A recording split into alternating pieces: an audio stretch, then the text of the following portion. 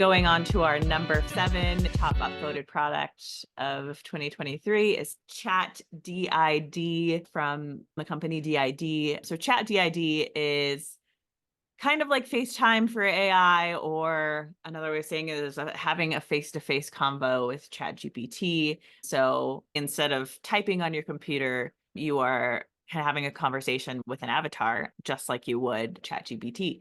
So you can share your chats with your friends.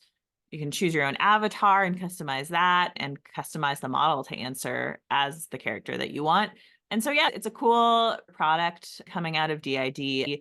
I did a bit of research on DID, who also had a top product, not quite in the top 10, but another top product in 2023. That was DID Creative Reality Studio, where you can create your own AR avatars for your business.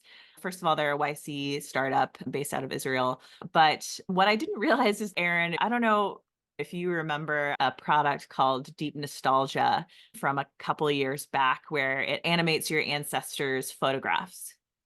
Yeah, I do remember. I remember doing the rounds on like TikTok, and people were crying seeing their grandparents basically move again.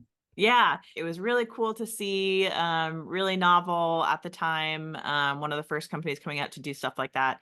And it was also a little bit creepy depending on the photo, but it was just a really viral moment online. And that was done as a partnership between DID and MyHeritage, which was one of those ancestry companies. DID has been licensing its API and tools to various companies, anyone from like Warner Bros. To nonprofits. So yeah, cool to see these new products launched this year as they continue to develop on this technology around video avatars and chatting with AI, and excited to see what comes next. As you mentioned, getting your ancestors to talk. It reminded me of what all this technology used to be called, but like deep faking. But now it's interesting to see that it's gone from like this deep faking terminology to just AI, and it's just become like this accepted part of daily life now. You're right. Yeah. Yeah, I think maybe you kind of choose the word depending on the situation, Yeah. and if it makes people uncomfortable, it's a deep fake. Yeah. And if it's something that can be used positively, maybe it's just something, like you said, we're becoming more comfortable with the idea that we can bring life to things that maybe we've lost in the past or have always been digital. Yeah. And I like the way that it went against the established route of interacting with AI. Don't get me wrong, text prompts are good, they're convenient, but it's cool to be able to FaceTime an AI. That is just an objectively cool thing to be able to do in my books. So that was actually a point that they made on their launch page. It just changes your dynamic of how you engage with like ChatGPT, where you are just treating it as a workhorse. So if you are afraid of AGI and you don't want to have a history of just telling ChatGPT what to do, which I admit I've gotten a little frustrated and just demanding with it myself. Yeah, this kind of puts you in more of a personalized interaction, or more natural interaction with AI. yeah, if AI ever rises up, specifically ChatGPT, and gains consciousness, I'm the first to go.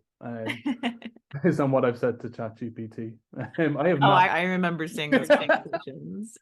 I have not been nice to that bot. I might apologize in advance. I thought of you the other day because I had a moment myself where I was asking ChatGPT/Dolly to create me a photo, and I asked it to do something and did virtually the opposite. And I just said, that was literally the opposite of what I asked you to do.